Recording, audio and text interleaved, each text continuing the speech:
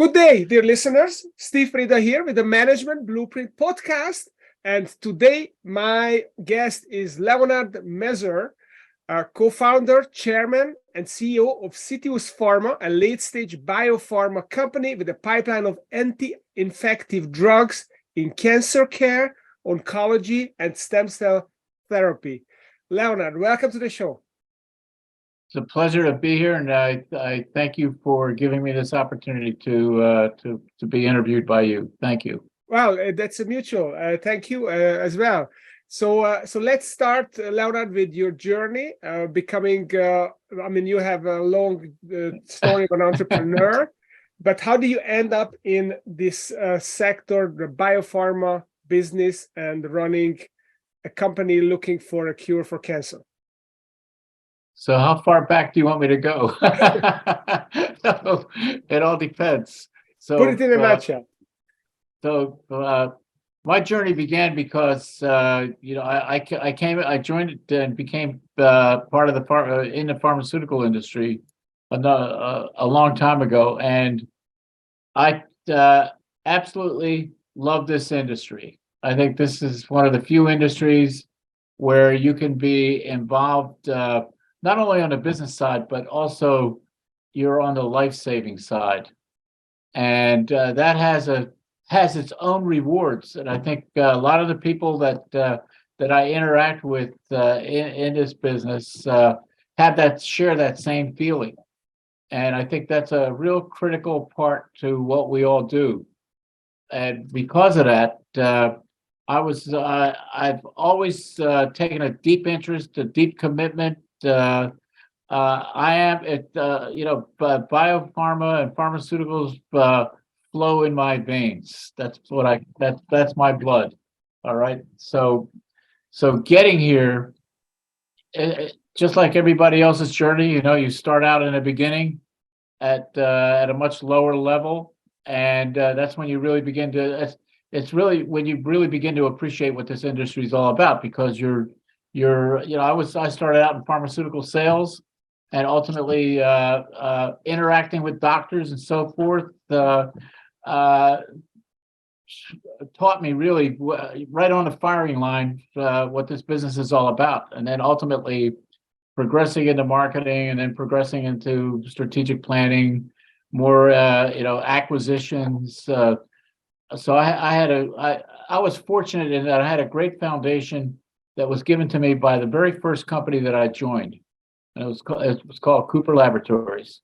That company, I spent 10 years there, had an incredible CEO founder by the name of Parker G. Montgomery, and he was a dynamo. He made 150 acquisitions. Wow. And so you can imagine what that environment was like. So it was a great environment to be in. The company the company gave you every opportunity to prove yourself, and if you did prove yourself, you were appropriately rewarded. So I had some really, really great exposure at an early age to deal making, to running a unit of the company. I managed to even set up a whole little small group called Cooper Dermatology that focused in on a dermatologist. We had Aveeno as our cornerstone brand back then. So all of those were great opportunities for me in terms of my career and what I was able to build upon. I really built upon that platform and what I learned at Cooper Laboratories. It was really a great starting point for me. That's awesome. So Leonard, we talked about all the experiences you had. Well, not all of them, but some of the experiences you had, and that you evolved your own process, your own blueprint, so to say, to make a research-based product successful. Could you share with our audience what that is and what that looks like? So the research side of this business is a very complex side, and it has somebody that's really, and I always like to tell everyone, somebody that's really your partner when you're a company, and that is the Food and Drug Administration. So you have to be very cognizant of that, because all the rules, all the regulations, all the methods that are deployed by this industry in terms of getting a drug approved have to comport to the FDA and the way it's prescribed. And now it's done on a joint basis with that agency. So, but in terms of picking out and making selections, that's a whole process in terms of picking a drug. How do you really go about starting from zero almost and saying, okay, this is something that I think we can invest in, and it looks like it has a reasonable shot of getting approved. Given the fact that 90% of all drugs that enter into phase 1 research fail, and most people probably do not realize that there's a high barrier there in terms of going through that hurdle and getting to that final stage of a drug approval. So I come from I don't come from a research background. I come more from a marketing/business background, and because of that, I probably look at it a little bit differently. And I actually developed an approach that I developed really with my partner, and we started Citius, Marin Halubiak, who used to be the president of Roche Laboratories.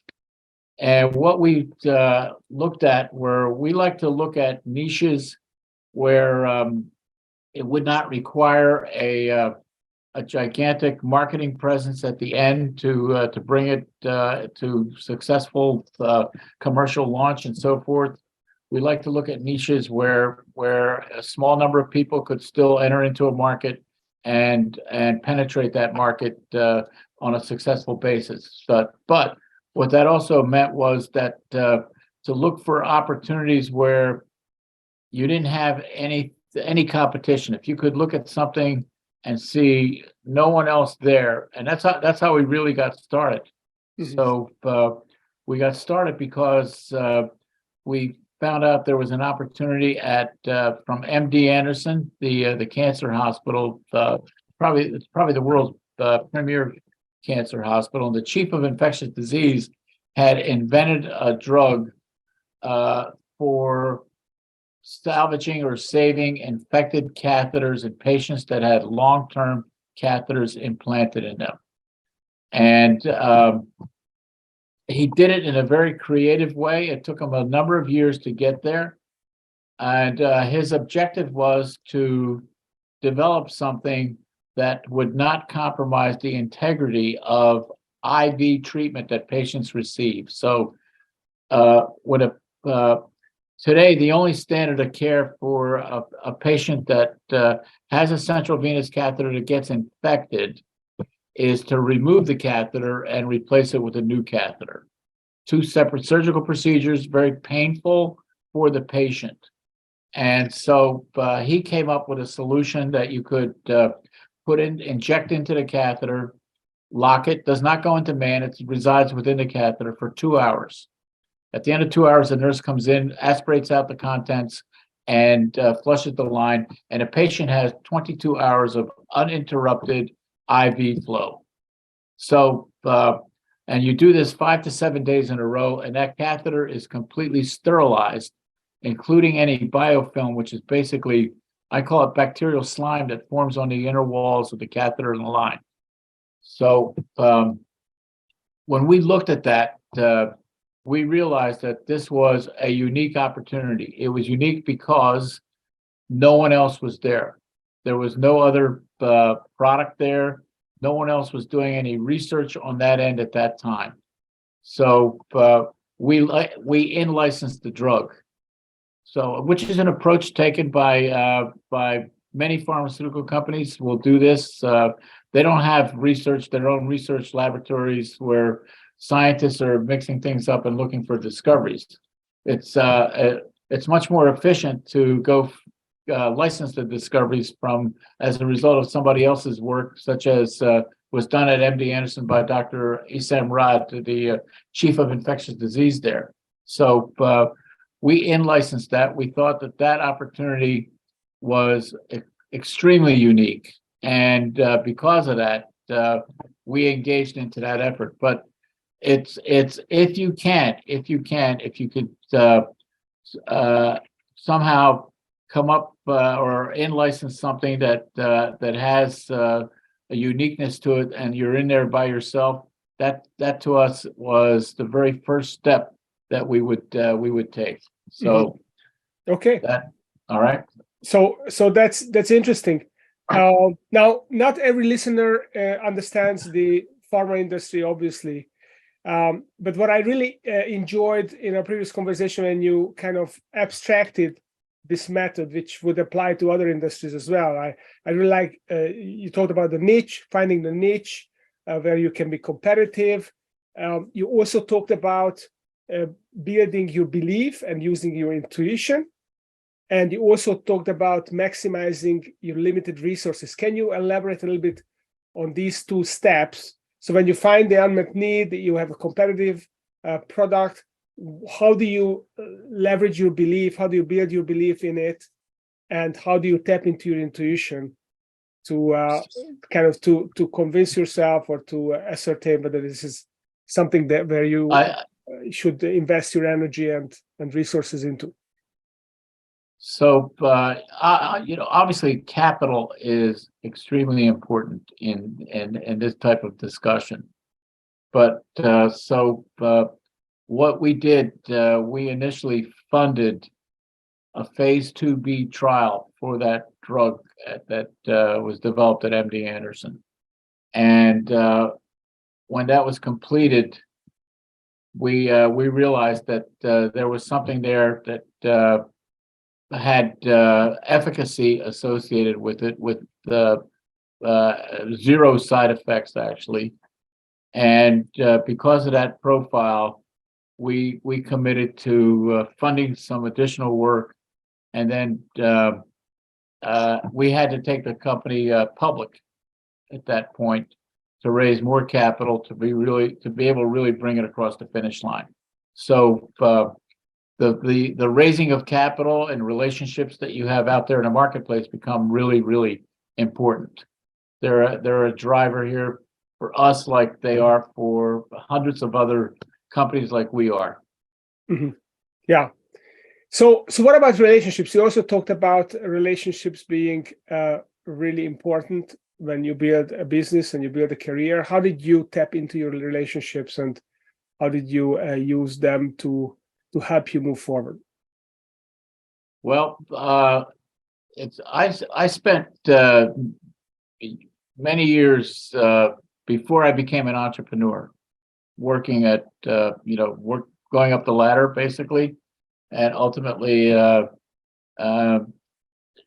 becoming a head of marketing, then running a company and so forth. So, but the relationship side is what enabled me to really get started as an entrepreneur. When I started my first company, it was called Genesis Pharmaceuticals. It was a prescription dermatological platform company. We had no products. Okay, so what I did is I entered into an agreement to represent a small manufacturer who had a pretty decent product line that I thought could be, and he didn't have any sales expertise or selling expertise or marketing expertise, good manufacturing expertise.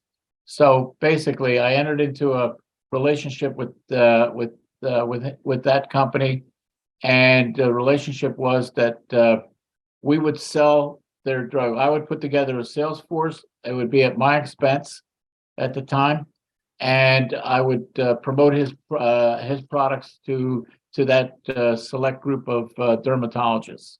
So that relationship that I had with that individual was something that I had developed over the years. He knew me, I knew him. We trusted each other. We were able to work it out so that we put together a good agreement. And ultimately, what happened was, because of that, I was able to acquire that company, and that really got me then moving ahead in terms of moving the company ahead. So what I found was that the relationships that I had developed while working for others or working in the pharma industry helped me again because I was able to parlay that into additional relationships to really expand the business. So relationships are really, really critical because they're important if you're going to be in licensing. They're important if you're going to be raising capital. They're important in many other different ways, even in terms of attracting talent for your company. Sometimes you'll get to know people over the years, and you've seen them from a distance. It was a relationship. So a relationship got Citius started. So the reason we started, myself and I knew Myron Holubiak from the time that we were both promoted from sales into marketing. So, but he was at Hoffman LaRoche, I was at Cooper Laboratories. So we didn't know each other until we met at a industry conference that was training us how to be good market research analysts. So that it's all relationships, all the way along the way, all the way along the way. So what about the investors? What make an investor choose to invest in a company, in a biotech company? You mentioned that 90% of the drugs don't make it to launch, which is a little bit like venture capital. Venture capitalists invest in, maybe look at 100 companies, pick a one to invest in, and 9 out of 10 is not going to be great, but if one is great. So how do they choose which company to invest? So there are many different approaches here, but what happens is, especially in biotech, in that arena, if you can attract venture capital support and get started that way, there are lots of companies that are like that. They basically, the venture capitalists go through a due diligence process, and they more or less vet that opportunity. And then once they're in, others are basically saying, okay, they're professional, they know what they're doing, et cetera, et cetera. We didn't go that way. All right. So we went another way, completely different from that approach. And the way it worked is that we put our own capital in. So myself and Myron Holubiak, we invested directly in a company ourselves first. So and significant sums. So I have $22.5 million invested in the company, and he has $4 million invested in the company. So you rarely ever see it at that level being done by anyone. So that was a key point in terms of attracting others to invest in the company, because they saw that we had confidence in what we were doing. Otherwise, why would we put up those kinds of funds into the company? So that became a real critical aspect of this. So not only that, but since we had sufficiently vetted everything, and we had a good understanding of that first opportunity, that really enabled us to really expand from there. And again, everything has always been done with the concept of minimizing the risk. So it even happened once we acquired the cancer drug that we have right now that has a BLA filed with a PDUFA date of July 28th of this year. So that cancer drug that we picked up, it's kind of interesting the way that happened. It was I was contacted by a boutique bank, Torreya Partners. They were representing Dr. Reddy's Laboratories, which you may have heard of. It's a big Indian generic company mostly.